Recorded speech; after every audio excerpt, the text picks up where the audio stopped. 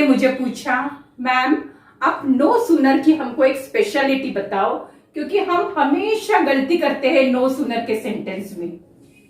तो मैंने कहा नो सूनर की तो बहुत एक इंपॉर्टेंट और बहुत ही महत्वपूर्ण स्पेशलिटी है, क्या है वो? तो मैंने स्टूडेंट को मेरे कहा कि नो सूनर अकेला नहीं हमेशा सेंटेंस में आता, नो सूनर को अकेले सेंटेंस में रहने की आदत ही नहीं है। नो सूनर हमेशा अपने साथ क्या लेके आता है? देन। तो मेरे एक स्टूडेंट ने कहा मैम देन की देन क्या लग के आता है? तो मैंने कहा नो सूनर के साथ हमेशा देन लगता है, देन तो कभी आएगा ही नहीं। तो नो सूनर और देन इतने अच्छे फ्रेंड्स हैं, एक दूसरे को छोड़ते ही नहीं। तो हर सेंटेंस में जब नो सूनर शुरुआत होती है जो सेंटेंस की, उसमें देन आना ही है। तो बहुत गहरे फ्रेंड्स, आज हम नो सूनर और देन की कहानी सुनने वाले हैं, कैसे एक दूसरे के साथ ये मिलकर सेंटेंस बनाते हैं। और ये सेंटेंस हम क्यों पढ़ रहे हैं? क्योंकि महाटेट और नो सूनर कंजंक्शंस की भी गहरी दोस्ती है, क्योंकि टेट एग्जाम में कंजंक्शन के सेंटेंस आते ही आते हैं। तो आज हम ऐसे सेंटेंस, ऐसा पैटर्न लेने वाले हैं जो टेट एग्जाम में आता है। और वो पैटर्न क्या है? वो पैटर्न ये है, टेट एग्जाम में हमको सेंटेंस चूज करने पड़ते हैं, 3-4 सेंटेंस में से कौन सा सेंटेंस राइट है। बट फ्रेंड्स मुश्किल तो ये है, हमें सेंटेंस का स्ट्रक्चर ही पता नहीं होता। We don't know the structure of sentence, तो हम क्या बोलेंगे? ये सेंटेंस राइट है, ये सेंटेंस राइट है। अब देखो example, no sooner was the whistle blown then the cadets halted. Sentence में 2 एक्शन है, विजल का ब्लो होना और कैडेट्स हॉल्टेड, हॉल्ट किया उन्होंने कैडेट्स ने। अब ये दूसरा सेंटेंस है, no sooner I was whistle blown then the cadets halted. कुछ बोलेंगे ये राइट है, कुछ बोलेंगे ये राइट है। बहुत कंफ्यूजन है, क्योंकि राइट सेंटेंस ढूंढने के लिए हमको तो राइट फॉर्मूला चाहिए। तो राइट फॉर्मूला आपको समझा रही हूं। नो सूनर एक कंजंक्शन है, नो सूनर देन। हम सिर्फ नो सूनर नहीं बोलेंगे, उसके दोस्त को छोड़ेंगे नहीं। नो सूनर देन ऐसा कंजंक्शन है जो सेंटेंस को जोड़ता है। जब सेंटेंस नो सूनर के साथ शुरू होता है तो देखेंगे हम स्ट्रक्चर क्या है एग्जाम्पल के साथ। स्ट्रक्चर नहीं समझाऊंगी, एग्जाम्पल पहले समझाऊंगी। तो पहला हमारा सेंटेंस है, नो सूनर। हम देखेंगे ये राइट है कि ये राइट है। No sooner was the whistle blown. तो फ्रेंड्स, नो सूनर के बाद जब वॉज आता है, वॉज क्या है हमारा? वॉज एक हेल्पिंग वर्ब है। Was is a helping verb. Helping verb को ऑक्सिलरी वर्ब भी कहते हैं। तो नो सूनर के बाद तुरंत जब एक हेल्पिंग वर्ब आता है तो समझ लेना वो सेंटेंस एकदम सही है, it is a right sentence. तो देखना what is there, no sooner हमारा आया, उसके बाद we did helping verb. Helping verb आना है। अब हेल्पिंग वर्ब के बाद क्या आया? Was the whistle blown. तो विजल क्या है? सब्जेक्ट है। किसके बारे में हम बात कर रहे हैं? The subject. सब्जेक्ट कौन है? The whistle blown. So helping verb के बाद विजल है, subject. Always see, no sooner के बाद हेल्पिंग वर्ब आना चाहिए, तभी सेंटेंस स्ट्रक्चर राइट है। दूसरे सेंटेंस में हमने क्या देखा? No sooner I was whistle blown. I, अब ये क्या है? आई, नो सूनर के बाद डायरेक्ट सब्जेक्ट आया है। मैंने क्या कहा? दिस इज, नो सूनर के बाद क्या आना चाहिए? Helping verb. तो दिस इज रॉन्ग, ये सेंटेंस गलत है। नो सूनर के बाद हेल्पिंग वर्ब आता है, उसके बाद सब्जेक्ट आता है, द विजल सब्जेक्ट है, और ब्लोन क्या है? एक्शन है। ब्लो यानी आवाज करना, ब्लो, ब्लोन। तो ये क्या है? वर्ब है। उसके बाद देन लगा है। मैंने कहा था नो सूनर का फ्रेंड देन उसको छोड़ता नहीं है।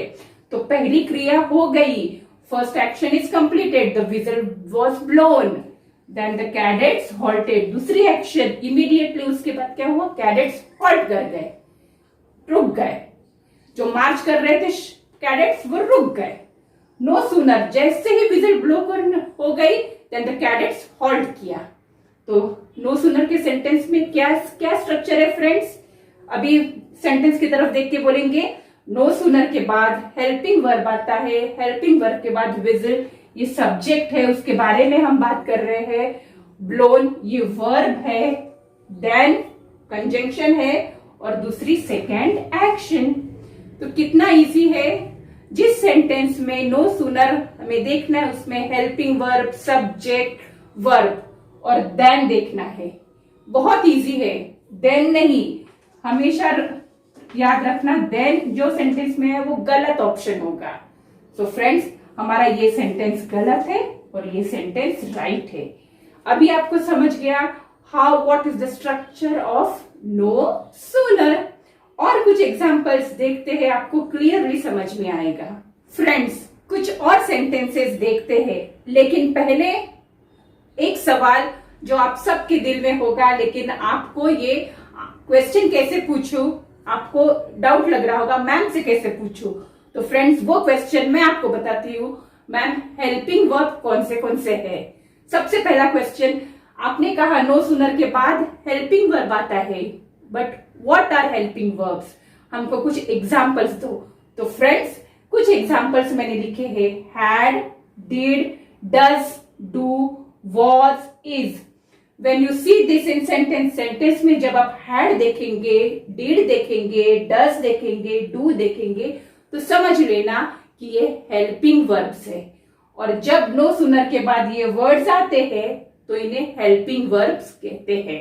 और फ्रेंड्स, याद रखना हमेशा had और did, ये जो helping verb है, ये past tense के sentence में यूज होता है।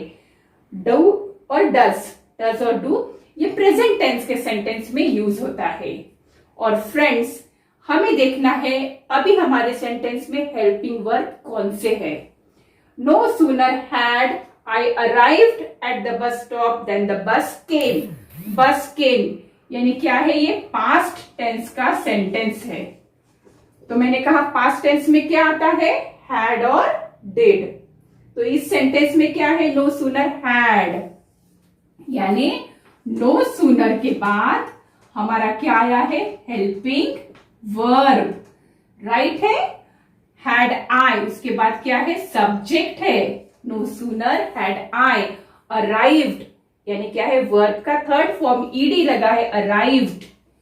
तो वर्ब, सब्जेक्ट के बाद वर्ब, उसके बाद हमारी एक्शन आती है। मैंने कहा क्रिया। नो सूनर यूज ही होता है एक के बाद एक क्रिया बताने को।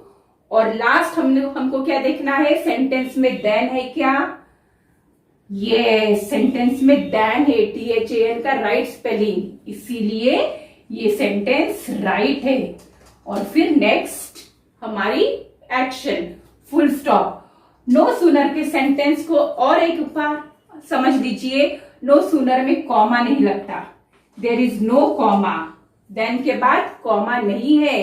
वेयरएज एज सुन एज के सेंटेंस में मेरे पिछले वीडियो में मैंने कहा था कॉमा लगाना है, बट नो सूनर में कॉमा नहीं लगाना, हमको देन लगाना है। कॉमा की बजाय हम देन यूज करते हैं। दूसरा सेंटेंस देखेंगे, no sooner did I arrive at the bus stop. Sentence क्या है? नो सूनर के बाद तुरंत हेल्पिंग वर्ब डिड।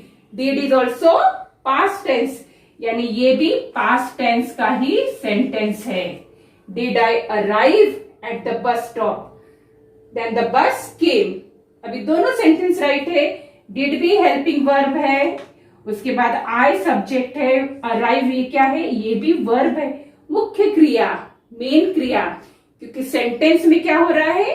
एक क्रिया के बाद दूसरी क्रिया, यानी मुख्य क्रिया, मेन वर्ब इंपॉर्टेंट है। बट यहाँ पे तो अराइव है, यहाँ पे अराइव्ड है। तो ऑलवेज रिमेंबर, जब डिड होता है, जब हम डिड यूज करते हैं तो हम base form of verb use करते हैं। अराइव्ड थर्ड फॉर्म नहीं, बेस फॉर्म। तो हैड और डिड में फर्क समझिए। हैड में थर्ड फॉर्म ईडी लगता है और डिड में base form. At the bus stop than the bus came. तो फ्रेंड्स, हमने और सेंटेंसेस देखे हैं हेल्पिंग वर्ब के। हेल्पिंग वर्ब लिख लीजिए, had, did, do, does, was, सब हेल्पिंग वर्ब्स है। सेंटेंस आपको समझ में आए होंगे। और एक एग्जांपल लेते हैं ताकि आपको क्लियरली समझे नो सूनर के सेंटेंस कैसे होते हैं। फ्रेंड्स, और एक सेंटेंस हम देखेंगे नो सूनर का। अब ये सेंटेंस थोड़ा डिफरेंट है, ध्यान से listen to me and pay attention. No sooner do you open your mouth then something bad happens. Now in this sentence, ये सेंटेंस में हमने क्या देखा है, नो सूनर के बाद हेल्पिंग वर्ब क्या आया है, do. Now this is a different helping verb. Do क्या है, डू इज ऑलवेज यूज्ड कब, प्रेजेंट टेंस में। और हमेशा याद रखना डू किसके साथ यूज होता है, यू के साथ। डू यू, डू आई और यू के साथ हमेशा क्या यूज होता है, डू। तो ऑलवेज रिमेंबर डू यू के साथ यूज होता है। No sooner do helping verb है, उसके बाद सब्जेक्ट आया है यू, यानी हमारा सब्जेक्ट। ओपन यानी क्रिया, मुख्य क्रिया। ऑलवेज रिमेंबर कि नो सूनर के सेंटेंस में या एज वेल एज के सेंटेंस में दो एक्शंस होनी है, पहली एक्शन के बाद दूसरी एक्शन, और दोनों एक्शंस को इस सेंटेंस में नो सूनर में देन जोड़ता है। Always remember. तो ये सेंटेंस में नो सूनर के बाद हेल्पिंग वर्ब, उसके बाद सब्जेक्ट, उसके बाद वर्ब, एक्शन और देन यूज हुआ है। इसमें कोई कॉमा नहीं, यानी ये सेंटेंस राइट है। तो फ्रेंड्स याद रखना, always remember do is used in present tense. Something bad happens, S लगा है, दिस इज प्रेजेंट टेंस। तो समझ लेना do is always used in present tense. So friends ये कुछ सेंटेंसेस आज हमने देखे हैं नो सूनर के। नेक्स्ट वीडियो में हम देखेंगे सेंटेंसेस जो एग्जाम में आए हैं। अभी आपको कॉन्सेप्ट समझ में आया, now you will be able to solve the questions. मिलते हैं नेक्स्ट वीडियो में, तब तक bye bye from teacher we learn.